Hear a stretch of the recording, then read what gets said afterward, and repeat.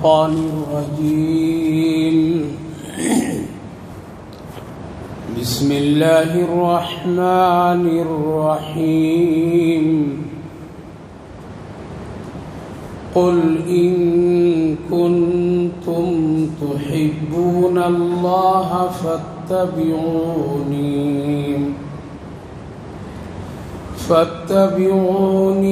يحببكم الله ويغفر لكم ذنوبكم والله غفور رحيم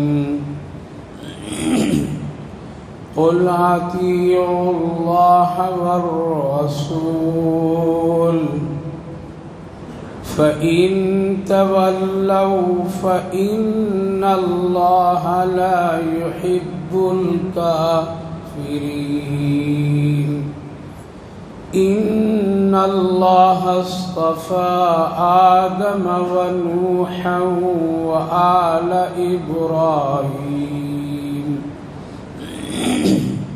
وآل إبراهيم وآل عمران على العالمين ذرية بعضها من بعض والله سميع عليم صدق الله العظيم قل إن كنتم تحبون الله فاتبعوني يحببكم الله کہیے آپ کہ اگر تم اللہ سے محبت کرتے ہو تو میری اتباع کرو یحببکم اللہ اللہ تم سے محبت کرے گا اور تمہاری بخشش و مغفرت تمہارے گناہوں کو معاف کر دے گا واللہ غفور الرحیم اور اللہ بہت معاف کرنے والا نہایت ہی رحم کرنے والا ہے قل اطیعوا اللہ والرسول کہیے آپ کہ اللہ اور رسول کی اطاعت کرو فإن تولوا فإن اللہ لا يحب الکافرین پھر اگر کوئی پلٹ جائے اعراض کر لے منہ پھیر لے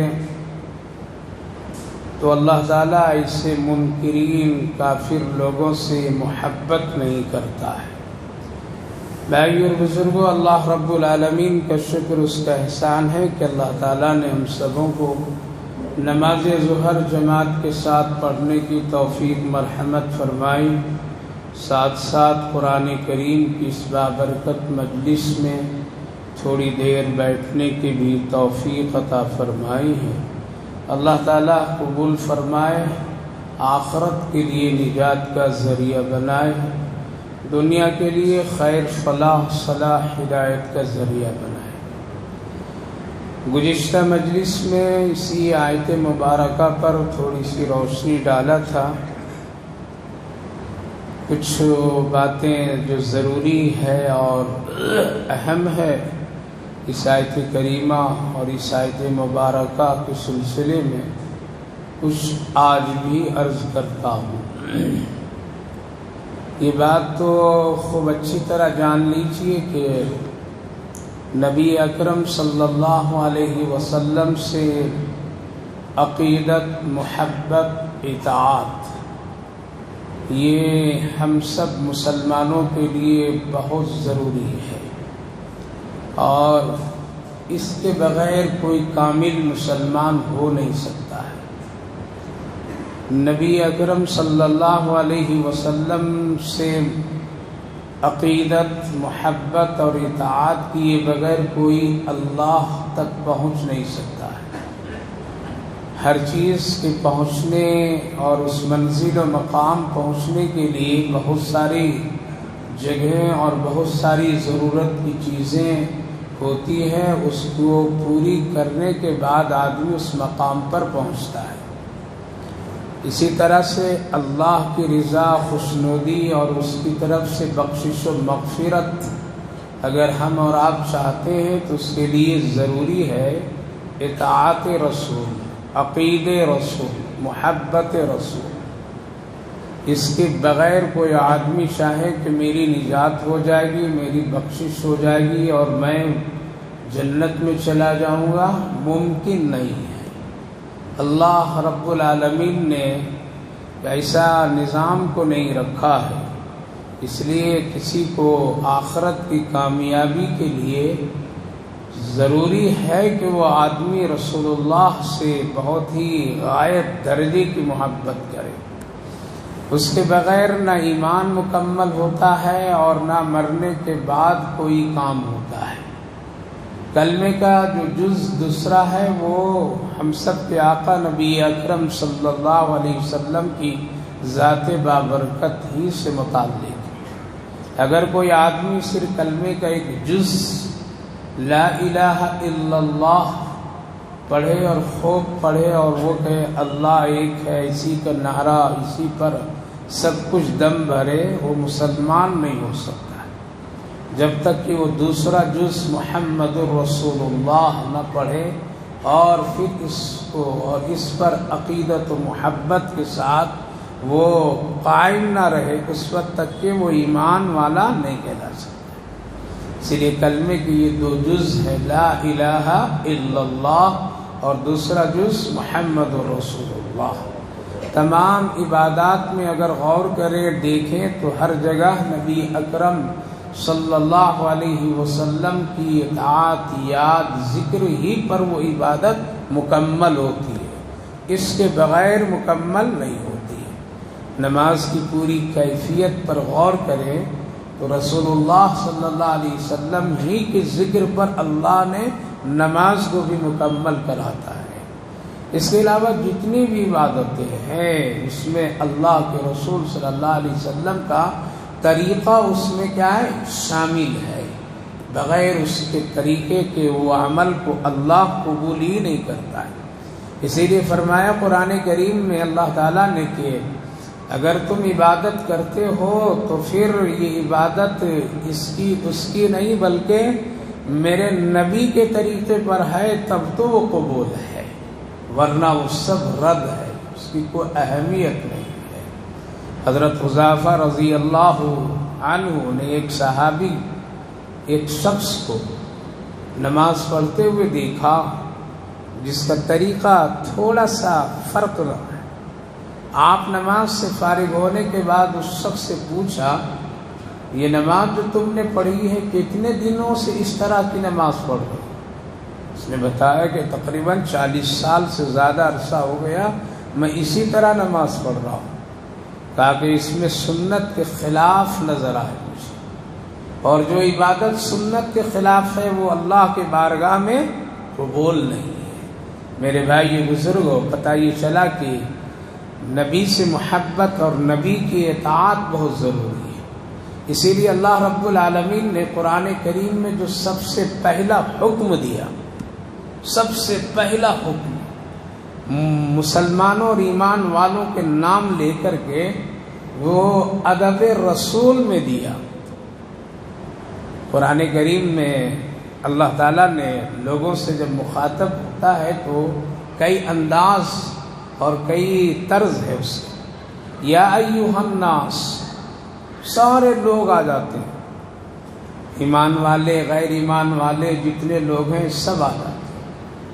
پھر اگر اللہ رب العالمین کسی خاص مذہب والے، یہ مثلاً یہود نصارہ، تو پھر اللہ نے اس کا تذکرہ کرتا ہے، یہود کا نام لیتا ہے، عیسائیوں کا نام لیتا ہے، نصارہ کا نام لیتا ہے، خاص یہ حکم ان لوگوں کے لیے۔ لیکن جب مومن اور مسلمان کی باری آتی ہے تو پھر اللہ رب العالمین فرماتا ہے یا ایھا الذین آمنوا، کیا فرماتا ہے؟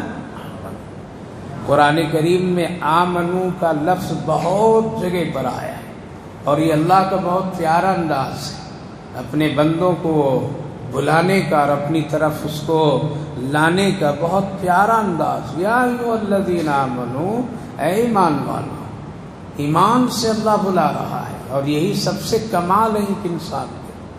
تو قرآن کریم میں جہاں یا ایھا الذین آمنوا شروع کیا وہاں نماز کا حکم نہیں آیا، بلکہ یوں فرمایا یا ایھا الذین آمنوا لا تقولوا راعینا وقولوا انظرنا واسمعوا، یعنی مدینے کے یہودی لوگ، منافق لوگ نبی اکرم صلی اللہ علیہ وسلم کی خدمت میں آتے تھے اور وہ لوگ گستاخی کرتے تھے، اور گستاخی کوئی اس طرح سے نہیں بلکہ ایک دو معنی کے الفاظ وہ لوگ استعمال کرتے تھے، اور اس کا معنی ہوتا تھا راعینا۔ راعینا کا عربی لفظ تھا کہ ہماری طرف رعایت کیجیے، ہماری طرف متوجہ ہو جائے۔ اور مدینے میں عرب میں راعینا کے معنی ایک ذرا توہین کے کلمات ہوتے تھے، جس کو زبان میں گالی کہہ لیجیے۔ تو یہودیوں نے اور منافقین نے مشورہ کیا کہ ہم لوگ محمد کو بلائیں گے تو کیا کریں گے؟ راعینا سے بلائیں گے، تاکہ ہم لوگ ان کی گستاخی کریں چھپے چھپے۔ یہ عام آدمی کو نہیں پتا، صحابہ کو بھی نہیں پتا، اس لیے کہ یہ لفظ بالکل مثال کے طور پر میں کسی کو ماموں کہیے تو کیا مطلب ہوا؟ ایک رشتہ ہے، مقدس رشتہ ہے، لیکن اگر اس کو کوئی دوسری شکل لے لے تو معنی بگڑ جاتا ہے۔ ماموں یہ کہہ رہا ہے، اس کے مطلب یہ ہو گیا کچھ نہ کچھ اس میں وہ توہین سمجھ کر کے۔ ہمارے دارالعلوم دیوبند میں جس زمانے میں ہم لوگ پڑھ رہے تھے، ایک شخص تھا جو ذرا اسی قسم کا تھا، اگر اس کو کوئی ماموں کہہ دیتا تھا تو دوڑا دوڑا کر کے وہ مارتا تھا، بھگاتا تھا، یہاں تک کہ سیدھے محتمم صاحب کی خدمت میں آ جاتا تھا، کہتا تھا اس طالب علم کو مدرسے سے نکالیے، اس نے مجھے گالی دی، یعنی یہ کہہ رہا ہے کہ میرے باپ کا تو سالہ ہے، یہ میرے شان میں گستاخی کرتا، بہت دوڑاتا تھا۔ لوگ کہہ کر کے طلبہ چپ جاتے تھے، ایک تفریح ہوتی تھی۔ تو کبھی کبھی ایک بولنے والا الگ معنی لیتا ہے اور سنانے والا کیا ہے؟ الگ معنی لیتا ہے، تو نیت کون جانتا ہے؟ اللہ۔ لہذا منافقین کی یہ عادت اور اس کی یہ مزاج اور خیال کہ ہم لوگ محمد الرسول اللہ کی توہین کریں گے، اللہ کو یہ پسند نہیں آیا۔ فوراً حضرت جبریل علیہ السلام قرآن کریم میں جو ترتیب کے اعتبار سے یا ایھا الذین آمنوا کا لفظ لایا، وہاں اسی کو لایا کہ اے ایمان والو تم راعینا مت کہو، بلکہ اس کی جگہ پر بدل کر کے کیا کہو؟ انظرنا کہو۔ اب صحابہ رسول اللہ صلی اللہ علیہ وسلم کو اس کی خبر ہو گئی۔ اب صحابہ کرام رضوان اللہ عنہم مجمعین راعینا نہیں کہتے تھے، اب انظرنا، اس کے معنی بھی ہے آپ میری طرف نظر التفات فرمائیے۔ یہودیوں کی چال نہیں چلی، منافقوں کی چال نہیں چلی۔ یہ ایک قصہ ہے اور ایک واقعہ ہے، بتانا یہ ہے کہ اللہ کو اتنا بھی گوارا نہیں کہ میرے محبوب کی کوئی لفظی بھی توہین کرے، میرے نبی کی لفظی توہین کرے۔ اس لیے قولاً فعلاً عملاً عقیدتاً اطاعتاً کسی بھی طرح سے اگر کوئی آدمی رسول اللہ صلی اللہ علیہ وسلم کی توہین کرتا ہے تو باتفاق علماء فرماتے ہیں کہ وہ ایمان سے کبھی خارج ہو جاتا ہے، اور یہ یہود اور منافقین کی چال ہوتی ہے۔ اس لیے اللہ رب العالمین نے خود نبی اکرم صلی اللہ علیہ وسلم کی عقیدت و محبت، قول، فعل، عمل ہر جگہ فرمائے، اور برابر تنبیہ کے طور پر میں کبھی کبھی اللہ نے صحابہ کو بھی تنبیہ فرما دیا۔ واقعہ بہت ہی مشہور ہے کہ مشورے میں حضرت عمر رضی اللہ عنہ بھی بات کر رہے تھے، حضرت سیدنا صدیق اکبر رضی اللہ عنہ بھی بات کر رہے تھے، آواز ذرا اونچی ہو گئی حضرت عمر رضی اللہ عنہ کی، قرآن کریم کی آیت نازل ہوئی کہ اپنی آواز کو پست کرو ورنہ کہیں خاموشی سے تیرے اعمال برباد نہیں کر دیے جاتے۔ یہاں تک کہ اللہ نے فرمایا میرے محبوب کے آگے چلنا نہیں، کیا کرنا؟ چلنا نہیں. یا ایھا الذین آمنوا لا تقدموا بین یدی اللہ ورسولہ، اے ایمان والو خبردار میرے محبوب کے آگے چلنا نہیں، ان کے بیٹھنے سے پہلے بیٹھنا نہیں. یا ایھا الذین آمنوا یا ایھا الذین آمنوا لا ترفعوا اصواتکم فوق صوت النبی، میرے محبوب کے سامنے سے اپنی آواز کو بلند نہیں کرنا، پست رکھنا. یہ کیا یہ ادب ہے، ادب ہے. کچھ دیہاتی آ گئے نبی اکرم صلی اللہ علیہ وسلم سے ملاقات کے لیے، لیکن آپ ابھی اپنے کمرے میں تشریف فرما ہیں. یہ لوگ ذرا پہنچ کر کے ذرا اس دیہاتی کیفیت کی آواز میں نبی کو بلائے. اللہ رب العالمین نے فوراً منع فرمایا، یہ ادب کے خلاف ہے. میرے محبوب کو دیوار کے پیچھے مت اس طرح پکارا کرو. یہ پورے سورہ حجرات قرآن پڑھیے، نبی کے آداب میں نازل ہوئی ہے. 26ویں جز میں پوری سورت موجود ہے. خود اللہ نے جب نبی کا نام لیا تو بہت احترام سے یا ایھا المزمل، کتنا پیارا انداز اختیار کیا. یا ایھا المدثر، کتنا بہترین جملہ لایا. میرے نبی کے ایک ایک ادا، ایک ایک طرز کو اللہ نے قرآن کی شکل میں ڈھالا. اس سے پتہ لگائیے اور اندازہ کیجئے کہ اللہ خود کتنی محبت فرماتا تھا. اسی لیے ہم سب کے علماء، خصوصاً علماء دیوبند کا یہ عقیدہ، اور حضرت حکیم الامت مولانا اشرف علی تھانوی علیہ الرحمہ لکھتے کہ ہمارا اور ہمارے مسلک کے علماء کا یہی عقیدہ ہے کہ نبی کا قولاً فعلاً اگر کوئی آدمی گستاخی کیا، لفظ سے، جملے سے، کہہ کر کے، اشارتاً اشارہ کر کے، وہ آدمی ایمان سے خارج ہو جاتا ہے. اور آپ نے فرمایا ہم تو ادب یہاں تک کرتے ہیں کہ اگر کوئی آدمی میرے محبوب کی سواری، جس پر آپ سواری اختیار کرتے، وہ اونٹ یا اونٹنی یا گھوڑا، اور اگر وہ سفر کے حالت میں جو گرد و غبار اس کے جسم یا اس کے بدن، اس کے ناک کے کیفیتوں میں جم جائے، اگر کوئی مسلمان اس کی بھی گستاخی کیا تو وہ دائر اسلام سے اور نبی کے گستاخی کرنے والوں میں شامل ہو جائے. ہمارے اکابرین، بزرگان دین اور صحابہ نے نبی اکرم صلی اللہ علیہ وسلم کے ادب و احترام اور عزت کر کے یہ مقام کو حاصل کیے ہے. اس لیے صحابہ کرام رضوان اللہ عنہم اجمعین ایک ایک چیز کی حفاظت کرتے تھے. آج اگر ہم کو اور آپ کو یہ بات معلوم ہوتی ہے کہ نبی کا کہیں پر بال مبارک ہے تو یہ کیا ہے؟ یہ وہ صحابہ کرام چن چن کر کے رکھا کرتے. آج اگر کہیں یہ پتہ ہے کہ کہیں پر رسول اللہ صلی اللہ علیہ وسلم کے انگلیوں سے کاٹے ہوئے ناخن موجود ہے تو یہ کیا ہے؟ یہ وہی ہے کہ جس کو صحابہ نے چن چن کر کے محفوظ کرتے تھے، کہیں پھینکنا گوارا نہیں کرتے تھے.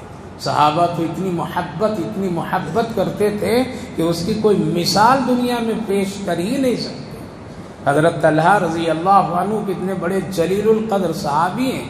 نبی اکرم صلی اللہ علیہ وسلم پچھنا لگائیں، جس کو ہجامہ آج کے الفاظ جملے میں کہتے ہیں، یعنی جسم میں کبھی کوئی درد آ جائے تو وہاں سے کچھ جمے ہوئے خون کو نکال لیا جاتا ہے. یہ طب نبوی کے ایک طریقہ کار ہے. آج اس کی شکلیں بدل گئی ہے، لہذا اللہ کے رسول صلی اللہ علیہ وسلم اس کو نکلوائے اور ایک پیالے میں اس کو محفوظ کیے. حضرت طلحہ رضی اللہ عنہ کو سامنے تھے بلائیں اور آپ نے یوں فرمایا، اے طلحہ لے جاؤ اس کو اور کہیں زمین میں ایسی جگہ دفن کر دو جہاں کسی کے قدم نہ پڑے، کیونکہ ہو سکتا ہے گستاخی پر اللہ ناراض ہو جائے. اسی لیے نبی اکرم صلی اللہ علیہ وسلم کا سایہ نہیں بنتا تھا. ہر ایک انسان ہر ایک چیز کا سایہ بنتا ہے نہیں. درخت ہے، دھوپ نکلے سایہ بن جائیں گے، جانور چلا سایہ بن جائے گا، انسان چلا چلنے کا سایہ بن جائے گا. ہر ایک چیز کا سایہ بنتا ہے، لیکن پیارے نبی حضرت محمد الرسول اللہ کا سایہ نہیں ہوتا تھا. کیوں؟ علماء محدثین لکھتے ہیں اس لیے سایہ نہیں ہوتا تھا، اور خاص کر ابر بادل فرشتے لگا دیتے تھے ایک شامیانے کے طور پر میں اللہ کے حکم سے، تاکہ سایہ نہیں بنے، کیونکہ صحابہ نبی کے پیچھے چلتے تھے۔ اللہ کو یہ گوارا نہیں ہوتا تھا میرے محبوب کے چھاؤں پر بھی کسی کا قدم پڑ جائے۔ اتنا احترام تو اللہ نے کرنے کے بتایا، لہذا حضرت ابو طلحہ رضی اللہ عنہ اس پیالے کو بڑی خوشی سے لیے، کہا کہ دیکھو ذرا خاص خیال رکھنا، ایسی جگہ اب اس کو دفن کرنا جہاں کسی کے قدم نہ پڑے، ورنہ کہیں گستاخی میں اللہ ناراض نہ ہو جائے۔ لہذا وہ گئے اور جا کر کے تھوڑی دیر کے بعد جب آئے واپس، اللہ کے رسول صلی اللہ علیہ وسلم پھر پوچھے، خیال رکھا اچھی جگہ دفن کیا اس کو؟ کہا کہیں ایسا تو نہیں کسی کے قدم پڑ جائے؟ نبی جانتے تھے کہ میری گستاخی پر اللہ ناراض ہو جائے گا، اور اگر اللہ ناراض ہوا تو میری امت کا مسئلہ بگڑ جائے گا۔ آج ہم لوگ تو ناراض کر کے بیٹھے ہوئے ہیں، آج تو ہم لوگ نبی کو رلا کر کے بیٹھے ہیں، آج تو ہم لوگ نبی کو تکلیف پہنچا کر کے خوشی منا رہے ہیں۔ حضرت ابو طلحہ رضی اللہ عنہ کہنے لگے، یا رسول اللہ قدم پڑنا تو بڑی دور کی بات، نظر پڑنا تو بڑی دور کی بات، کبھی کسی کو وہ خیال تک بھی نہیں آئے گا، وہاں اس کو دفن کر دیا ہو۔ آپ سمجھ گئے کہ لگ رہا یہ بندہ پی گیا ہوگا۔ آپ نے پوچھا کیا پی گئے کیا؟ کہا کہ ہاں یا رسول اللہ میں نے اس خون کو پی لیا، میں خود سوچا کہ کہیں پتہ نہیں، کہیں اگر گستاخی ہو جائے تو پھر کیا ہوگا، اس سے بہتر ہے میں ہی پی جاتا ہوں، اس لیے میں پی گیا یا رسول اللہ۔ آپ نے فرمایا، بوسہ دیا اور یوں فرمایا، اے ابو طلحہ اللہ تم پر جہنم کی آگ ہمیشہ کے لیے حرام کر دیا۔ میرے بھائیو بزرگوں، کوئی معمولی نبی کی امتی ہم اور آپ نہیں کہلاتے، ہم اور آپ ایک کھیل کھلاڑی سمجھ لیے، ہم اور آپ اللہ اور اللہ کے رسول کو ایک بالکل ہلکے میں لے کر کے چل رہے ہیں۔ جتنا آج کا مسلمان لیڈر کا ہے احترام اور اہمیت دیتا ہے، اتنا محمد الرسول اللہ صلی اللہ علیہ وسلم کے نام کی عزت و قدر نہیں کرتا ہے۔ اللہ اکبر، اللہ نے اپنے حبیب کو بہت ہی اونچا مقام عطا فرمایا تھا، اسی لیے اللہ کہہ رہا ہے کہ مجھ تک کے آنے کے لیے، مجھ سے محبت کی اور میرے سلسلے میں کوئی دعویٰ کرتا ہے، ہم اس کے دعوے کو اس وقت تک کے قبول نہیں کریں گے جب تک کہ وہ آپ کے دربار پر آ کر کے وہ محبت کا وہ اظہار اور کیفیت نہ کرے۔ اسی لیے ہمارے اکابر و اسلاف بہت ہی سنبھل کر کے چلتے تھے۔ حضرت امام ابو حنیفہ علیہ الرحمہ مدینہ طیبہ میں 3 دن سے زیادہ نہیں ٹھہرا کرتے تھے، مکے میں صرف زیادہ 7 دن، حج کا جو زمانہ ہوتا تھا اتنے ہی ٹھہرتے تھے، اور مدینہ طیبہ میں زیادہ سے زیادہ 3 دن، اس سے زیادہ نہیں ٹھہرتے تھے۔ لوگ بہت اصرار کرتے تھے، حضرت رک جائیے، کچھ حدیث سنیں گے، کچھ مسئلے سیکھیں گے، علم سیکھیں گے آپ سے، کچھ دن ٹھہریے مدینہ طیبہ۔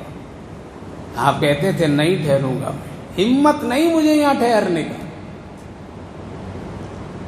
3 دن سے زیادہ میں ٹھہر ہی نہیں سکتا ہوں۔ علماء لکھتے ہیں کہ کیوں؟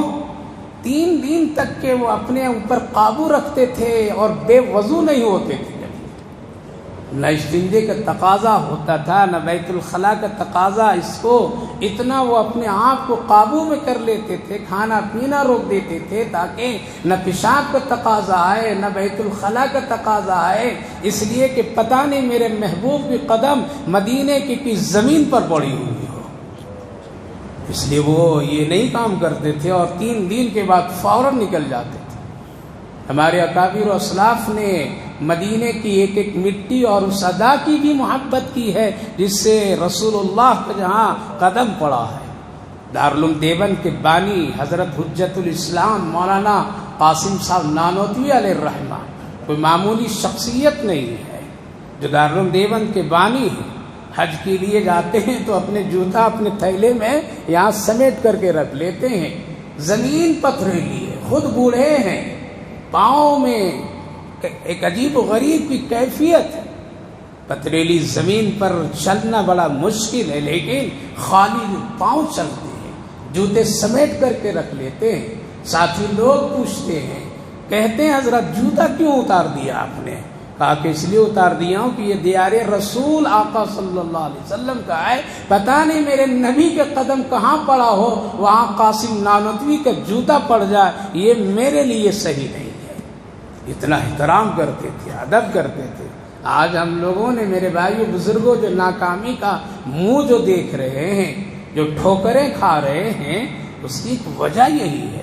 آج الحمدللہ مسلمانوں کے پاس کسی چیز کی کمی نہیں ہے، نہ دولت کی کمی ہے، نہ علم کی کمی ہے، نہ تجارت کی کمی ہے، نہ گھر بار کی کمی ہے۔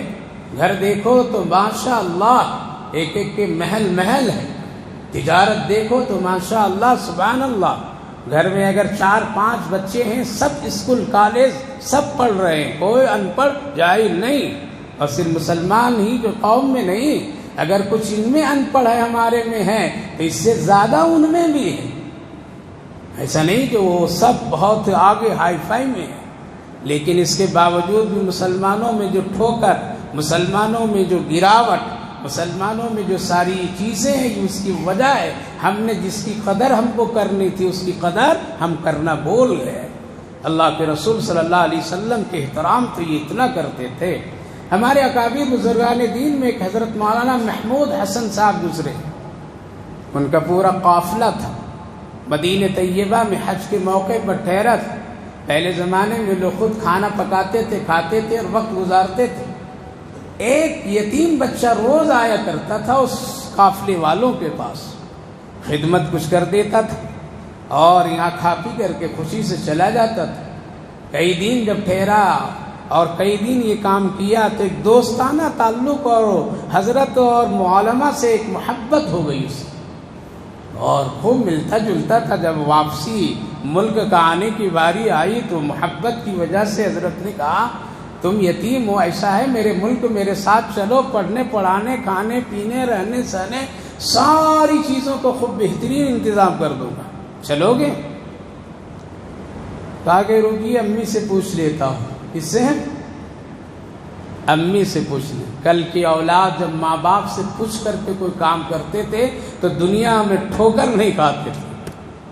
اب تو بغیر پوچھے شادی رشتہ جوڑا سب کچھ کر لیتے، سیدھی تو ٹھوکر کھا رہے ہیں۔ امی سے گیا پوچھنے کے لیے کہ ایسا ایسا کہہ رہا ہے۔ ماں بھی ماں تھی، کہنے لگے بیٹا جا کے کہو کہ تو سب کچھ دے دے گا، کیا گنبد خضرا بھی دو گے کیا؟ وہ یتیم بچہ آیا اور کہا کہ حضرت یہ بتلائیے، آپ ہم کو سب کچھ دے سکتے ہیں، کھلانا پلانا رہنے سہنے تعلیم، لیکن کیا یہ گنبد خضرا روز دیکھنے کے ملے گا آپ کے ملک میں؟ حضرت کی نگاہ نیچے ہو گئی، کہا بیٹا یہ تو اس کو دیکھنے کے لیے ہم لوگوں کو یہاں آنا پڑتا ہے۔ کہا کہ پھر غریبی مجھے پسند ہے لیکن گنبد خضرا کو نظر سے ہٹانا مجھے پسند نہیں۔ محبت رسول ہی میں کامیابی ایک مومن کے لیے، اسی لیے ہمارے اکابر و اسلاف بڑی قدر کرتے تھے۔ ہمارے بزرگوں میں ایک بزرگ حضرت مولانا رشید احمد صاحب گنگوہی علیہ الرحمہ گزرے۔ ان کے پاس میں لوگ حج کر کے جب واپس آتے تھے کچھ تحفہ دیتے تھے، ایسے کپڑے رومال وغیرہ دیتے تھے یا اور کوئی چیز تو خوب چومتے تھے۔ کھجوریں جب دیتے تھے تو وہ کھجوریں کھاتے تھے، گٹھلیوں کو پیس کر کے پاؤڈر کی شکل بنا لیتے تھے، اور یہ صحیح کپڑے جب رومال ان کو کوئی دیتا تھا خوب چومتے تھے، سر پر رکھتے تھے، کچھ کرتے۔ لوگ کہتے تھے حضرت یہ تو فلاں ملک کا بنا ہوا ہے، یہ مدینے کا بنا نہیں ہے۔ آپ کہتے تھے مدینے کا بنا تو نہیں لیکن مدینے کا ہوا تو اس میں لگی ہے، یہ تو روضے رسول شہر رسول سے گزر کر کے میرے پاس آیا ہے، ہمیں اس سے عقیدت ہے، وہاں کی ہوا سے عقیدت و محبت۔ اور وہ کھجور کی گٹھلیوں کو پیس کر کے پاؤڈر بنا کر کے جو رکھتے تھے، روزانہ سرمے میں اس کو شامل کر کے اپنی آنکھ میں لگاتے تھے اور کہتے تھے اس سے کم رسول اللہ کی یاد مجھے آتی ہے۔ میرے بھائی بزرگوں، آج ہم لوگ بھول گئے اس پیغمبر کو، جس پیغمبر رسول صلی اللہ علیہ وسلم راتوں رات روتے تھے اپنی امت کی بخشش و مغفرت کے لیے، اے اللہ ان کے چہرے بندر سور نہیں بنائیے گا، یہ میری امت میری نسبت رکھتے ہیں، یہ لوگ اس اللہ کے رسول نے ہم سب کے لیے اتنا رویا ہو، نہ ہمارے لیے نہ آپ کے لیے خاندان والا کبھی کوئی اتنا نہیں رویا ہو جتنا پیارے آقا نے اپنی امت کے لیے رویا ہے۔ آج بول گئے ہیں، کسی اور سے دل لگا لیے، کسی اور کی طرف ہم چلے جا رہے ہیں اور جا رہے ہیں، خوب تیزی سے جا رہے ہیں۔ اس شہر سے بھی محبت کر کے لوگ گئے ہیں اور ان سے بھی محبت کرنے والے آج بھی دنیا میں موجود ہیں۔ اسی لیے حکم یہ ہے کہ نبی سے عقیدتاً، عقیدے کے اعتبار سے بھی محبت کرو، اور وہ کیا ہے کہ میرے آقا کے بعد کوئی نبی نہیں ہو سکتا ہے، یہ عقیدے سے تعلق، یہ محبت ہے کہ میرے رسول کے بعد کوئی رسول نہیں، کوئی نبی نہیں، خاتم النبیین آپ ہیں، یہ عقیدے سے محبت، اور عقیدت ایسی ہو کہ میرے آقا صلی اللہ علیہ وسلم کا چلنا، اٹھنا، بیٹھنا، بولنا، ہر ایک ادا ہمارے لیے نجات اور باعث رحمت ہے۔ بات کیجئے، اچھی کیجئے، نبی کی شان میں اچھی بات کہیے، نام اچھا لیجئے، ادب کیجئے، احترام کیجئے۔ نبی کا جب نام آ جائے تو بہت سارے گناہوں کو چھوڑ دیجئے۔ بڑے بڑے ایسے لوگ گزرے ہیں جس کی عقیدت و محبت کے ڈنکے بج گئے۔ حضرت ملا جامی علیہ الرحمہ ایک بزرگ گزرے، اشعار بھی کہا کرتے تھے۔ انہوں نے جب کچھ اشعار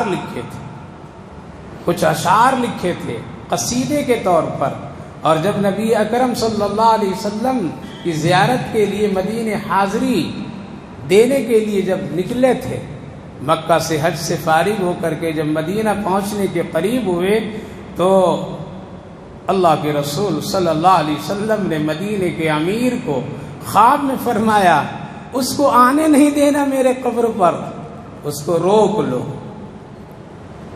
فوراً اس کو روک لیا گیا اور قید خانے میں ڈال دیے۔ دوسرے دن پھر بشارت ہوئی، قیدی مت بناؤ، یہ قیدی نہیں ہے، یہ میرا عاشق ہے۔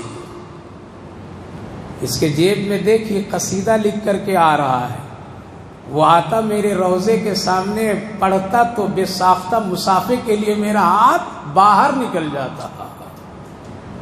ایسی عقیدت، محبت، اس لیے اس کو عزت کرو، اس کا احترام کرو۔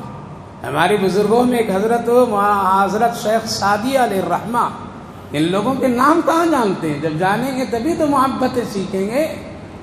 وہ رات میں ایک قصیدہ اور نبی اکرم صلی اللہ علیہ وسلم کی شان میں ایک نعت لکھ کر کے سوتے ہیں کہ صبح پھر پڑھیں گے مجمع میں، اور وہ بہت مشہور ہے۔ بلغ العلا بکمالہ کشف الدجا بجمالہ، 4 مصرے کے یہ عربی کا اشعار، تکیے کے نیچے رکھ کر کے سو گئے، خواب دیکھتے ہیں کہ ایک بڑا مجمع ہے رسول اللہ کے سامنے، جہاں صحابہ ہیں، حضرت صدیق اکبر، عمر، عثمان، علی سب ہیں، اور آپ کے سر مبارک پر ایک بہت بڑا پنکھے سے ہوا دیا جا رہا ہے، دینے والے حضرت بلال حبشی رضی اللہ عنہ، دیگر صحابہ ہیں۔ میری بھی حاضری ہوئی تو اللہ کے رسول نے فرمایا، دیکھو سعدی آ رہا ہے، آنے دو اس کو۔ اور وہ قریب جب میں پہنچا تو اللہ کے رسول نے فرمایا، اے شیخ سعدی، وہ جو تکیے کے نیچے تو لکھ کر کے رکھا ہے وہ ذرا مجھے یہاں پڑھ کر کے سناؤ، میں اس کے سننے کے انتظار میں سب کو بلا لیا ہوں۔ اتنا اچھا کلام لکھتے تھے۔ آج گانا سننے والوں کو کیا پتا نبی کی محبت، فلمیں دیکھنے والوں کو کیا پتا صحابہ کی محبت، ناچنے کودنے والی عورتوں کو دیکھنے والوں کی آنکھوں میں کہاں ہے رسول اللہ کی زیارت کا اثر۔ آج بھی ہزاروں لاکھوں مسلمان مرد اور عورت نبی کے روضے پر کھڑے ہو کر کے آتے ہیں، لیکن ان کے چہرے اور ان کی آنکھیں میں کوئی تبدیلی نہیں ہے، کوئی بدلاؤ نہیں ہے۔ ادب بہت بڑی چیز ہے، بہت بڑی چیز ہے۔ اس لیے نبی اکرم صلی اللہ علیہ وسلم سے محبت عقیدے کے اعتبار سے رکھیے کہ میرے آقا کے بعد کوئی نبی نہیں، کوئی رسول نہیں۔ عقیدت کے اعتبار سے رکھنا ضروری ہے کہ آپ کی شان میں کسی طرح کوئی گستاخی نہیں۔ اور تیسری جو چیز ہے وہ اطاعت ہے۔ کیا ہے؟ اطاعت ہے۔ میرے آقا نے جو جس طرح سے زندگی گزاری ہے اور جو آپ کو پسندیدہ عمل ہے اس کو جہاں تک ممکن ہو سکے وہ کیا کریں، اپنی زندگی میں لانے کی کوشش کریں۔ کوشش کرنا ہمارا اور آپ کا کام ہے، ہدایت دینا کس کا؟ اللہ کا کام ہے۔ ہم کوشش بھی نہ کریں، نقل بھی نہ کریں تو پھر کہاں سے ہدایت ملے گی؟ اس لیے اطاعت بہت ضروری ہے۔ اس لیے جب زندگی کے نقشہ اور حالات کبھی بگڑنے لگے اور کبھی ڈگمگانے لگا ایمان اور کبھی اخلاق بگڑنے لگے اور کبھی اپنے آپ کو دنیا کی کیفیت میں تبدیلیاں اپنے آپ کو محسوس کرنے لگے تو درست کرنے کے لیے کہیں پر جانا پڑے گا۔ چہرے میں اگر کوئی دھبا آئے اور کوئی بولے کہ بھائی ذرا تیرا صاف کر لو، دیکھو یہاں دھبا ہے، کہاں جائیں گے؟ بولیے کہاں جائیں گے؟ گھر میں آئے گا آئینہ بڑا لگا، وہاں نہیں جائیں گے نا، فوراً جائیں گے اس کے پاس جہاں آئینہ شیشہ لگا ہوا ہوگا، وہاں جا کر کے دیکھیں گے کدھر یہ بتا رہا ہے، صحیح بتا رہا ہے یا یوں ہی مذاق کر رہا ہے۔ اب اس آئینے کے سامنے کھڑے ہوں گے تو آئینہ کیا کرے گا؟ بتا دے گا۔ کہنے والے پر تو یقین نہیں ہوا، اب یقین ہوگا؟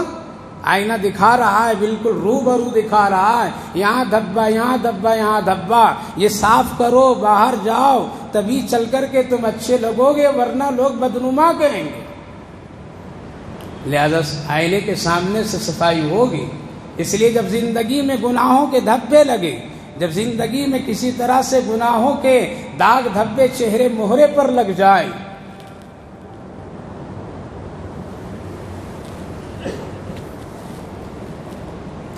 کبھی زندگی داغدار ہو جائے اور کوئی ذرا توجہ دلائے تو کہاں جائیں گے؟ اس داغ دھبے کو دیکھنے سمجھنے کے لیے دربار رسالت میں پہنچنا۔ یہاں آ جائیے، اپنی زندگی کے پورے خد و خال نظر آ جائیں گے، ہماری نماز کتنی اچھی ہے، ہم کیسا پڑھ رہے ہیں معلوم ہو جائے گا، یہ سنت کے مطابق ہے یا نہیں ہے، ہم کو پتہ چلے گا کہ یہ ہمارا طریقہ پڑھنا، عمل کرنا، عبادت کرنا، شادی بیاہ کرنا، یہ سب کیا ہے، یہ رسول اللہ صلی اللہ علیہ وسلم کے مطابق ہے یا نہیں ہے، یہ معلوم ہوگا۔ اور اگر نبی کی سیرت میں نہیں آ کر کے اپنے آپ کو دیکھیں گے تو کچھ پتہ نہیں چلے گا، کچھ نہیں معلوم ہوگا کہ یہ ٹھیک ہے یا نہیں ٹھیک ہے۔ اس لیے اسی آئینے کے پاس آئیے، انشاءاللہ پورا کا پورا معاملہ صاف صاف دکھائی دے گا۔ اس لیے ایک نبی کی زندگی کو اللہ نے ایک آئینے کی طرح بنایا ہے۔ واقعی حدیث پاک کی روشنی میں بہت مشہور ہے کہ جب رسول اللہ صلی اللہ علیہ وسلم اپنے صحابہ کے ساتھ بیٹھے ہوئے تھے اور کچھ گفتگو بات چیت کر رہے تھے، ایسے موقع پر تاک لگا کر کے انتظار کیا کرتا تھا ابو جہل کہ جہاں زیادہ لوگ ہوں وہاں نبی کی زیادہ ہم توہین کریں تاکہ لوگوں کو معلوم ہو جائے۔ لہذا وہ آیا اور آ کر کے کہنے لگا، اے محمد صلی اللہ علیہ وسلم، آج آپ بڑے بدصورت دیکھنے میں لگ رہے ہیں، چہرہ بڑا خراب لگ رہا ہے، ایسی بدصورتی تو میں نے کبھی بھی آپ میں دیکھی نہیں تھی، بہت بدصورت ہے۔ جتنی بات زبان میں آئی سب بول ڈالا نبی کی شان میں، گستاخی کی۔ اللہ کے رسول صلی اللہ علیہ وسلم نے فرمایا، جو کچھ تم کہہ رہے ہو بالکل ٹھیک کہہ رہے ہو، بیٹھنا ہے بیٹھو، جانا ہے چلے جاؤ۔ وہ بیٹھنے کے لیے تو آیا تو نہیں نا، گستاخی کر کے چلا گیا۔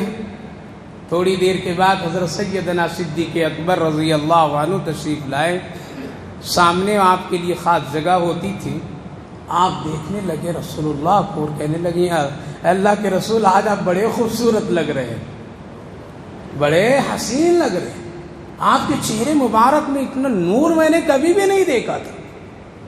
دنیا میں دونوں کوالٹی کے لوگ ہیں، چاہنے والے بھی ہیں اور برا کہنے والے بھی ہیں۔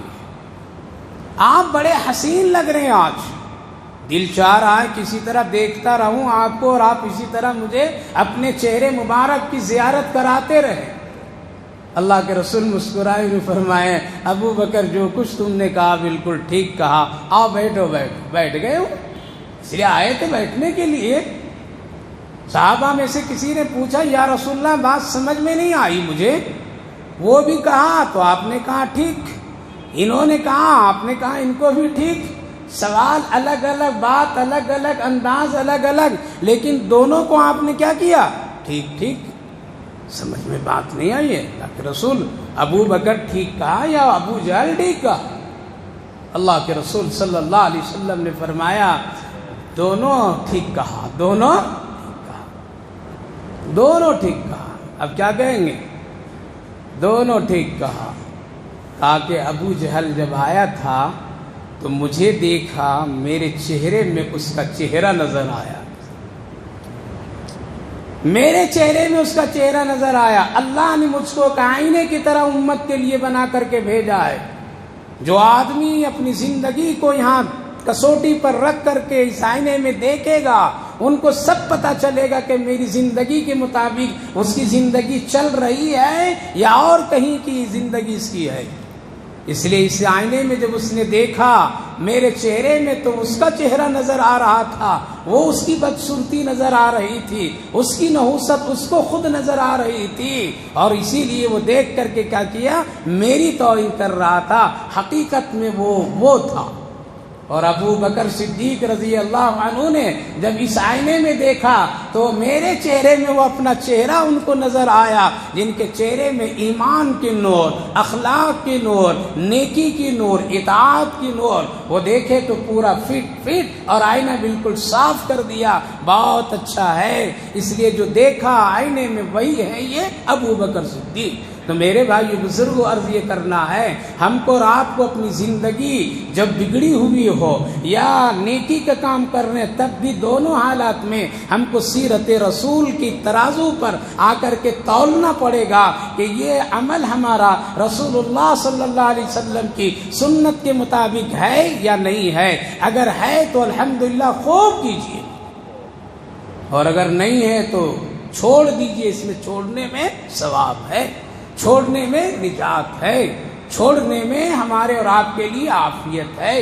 اسی لیے اللہ رب العالمین نے فرمایا کہ یہاں اگر اطاعت کر لوگے، نبی کی سے محبت کر لوگے، نبی کی فرما برداری کر لوگے، میرے تک آنا تیرے لیے کیا ہوگا؟ آسان ہوگا۔ اس لیے اس منزل کو پہلے ٹھیک کر لو۔ ہمارے اکابرین میں سے کسی نے آ کر کے بڑے بزرگ شیخ الحدیث سے آ کر کے پوچھا، حضرت 1 مہینہ ہو گیا ہے ہماری گھر اور ہماری زندگی کی نقشہ بگڑ گیا ہے، عبادت میں لطف نہیں، سکون نہیں، چین نہیں، کیا ہو گیا مجھے؟ کیسے ٹھیک ہو؟ کہا کہ لگ رہا ہے کہ تجھ سے رسول اللہ ناراض ہیں۔ اللہ بڑے اللہ والے تھے، ابھی حال ہی میں ان کا انتقال ہوا۔ حضرت مولانا شیخ الحدیث حضرت مولانا یونس صاحب رحمہم اللہ اونچے درجے کے محدثین تھے۔ کہا کہ شاید کہ رسول اللہ تجھ سے ناراض ہے، اور جب رسول ناراض ہوتا ہے تو اللہ خود بخود ناراض ہو جاتا ہے۔ رسول کی ناراضگی میں اللہ کی ناراضگی ہے، رسول کی محبت میں اللہ کی محبت ہے۔ اس لیے دربار رسالت میں حاضری دو، ٹھیک کرو، آقا کو راضی کر لو، اللہ سب کچھ ٹھیک کر دے گا۔ 1 مہینہ انہوں نے پابندی سے اپنے گھر میں سنت کو لاگو کیا، 1 مہینہ سے خوب کثرت سے نبی اکرم صلی اللہ علیہ وسلم پر درود شریف پڑھے، خوب پڑھے، اور جب پڑھے اور عمل کیے، اطاعت کیے، 1 مہینے میں اللہ نے ٹھیک کیا۔ حاضری 1 مہینے میں ہوئی، کہا کہ حضرت اب میرا سب کچھ ٹھیک ہو گیا ہے، اور 2 مرتبہ رسول اللہ کی زیارت بھی مجھے نصیب ہو گئی۔ میرے بھائیو بزرگوں، عرض یہ کرنا ہے نبی کو چھوڑ کر کے دنیا کو منا لیں گے، دنیا کی تعلیم کی بلندیوں پر پہنچ جائیں گے، تجارت میں بڑے تاجر کہلا دیں گے، لیکن یاد رکھیے سکون چین نہیں ملے گا جب تک ایک مسلمان ہونے کے ناطے محمد الرسول اللہ کی اطاعت نہیں کریں گے۔ اس لیے اللہ نے یہیں سے رکھا ہم سب کے لیے بخشش و مغفرت کا معاملہ۔ فرمایا قل ان کنتم تحبون اللہ، اے میرے محبوب کہیے میرے بندوں سے کہ اگر وہ مجھ سے محبت کے دعوے دار ہیں تو ہم قبول کریں گے، لیکن اس سے پہلے وہ آپ سے محبت کرے، آپ کی اطاعت کرے، اس کا بدلہ دو ملیں گے، یغفر لکم، ہم بخشش و مغفرت کر دیں گے سارے گناہوں کا، اور اللہ بہت معاف کرنے والا ہے۔ اور قل اطیعوا اللہ واطیعوا الرسول، کہیے لوگوں سے اللہ اور اس کے رسول کی اطاعت کرے۔ اطاعت کا مطلب کیا ہے؟ اطاعت کا مطلب یہ ہے کہ وہ زندگی، وہ طریقہ، نماز ہم کو پڑھنا ہے تو کس کے مطابق؟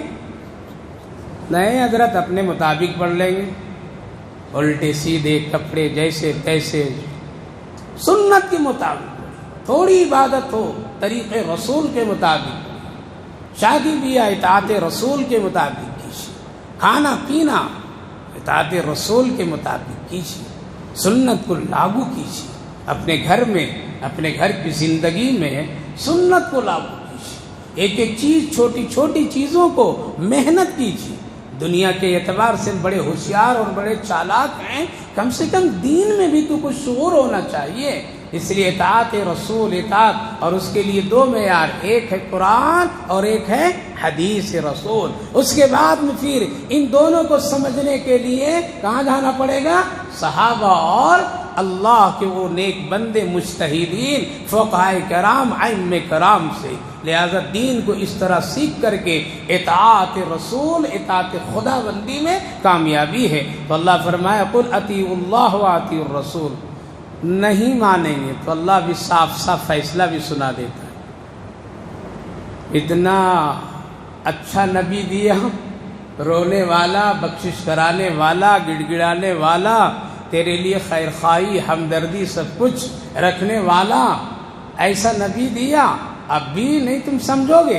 فَإِن تَوَلَّوْا، اتنی ساری چیزوں کے باوجود پھر منہ پھیر لوگے، پلٹ جاؤ گے، نہیں مانو گے، مت مانو۔ اللہ فرمایا ہے پھر تم ایسے نہ ماننے والے کافروں سے محبت ہی نہیں کرتے ہیں، تم کتنا بھی دعویٰ محبت کا کر لو۔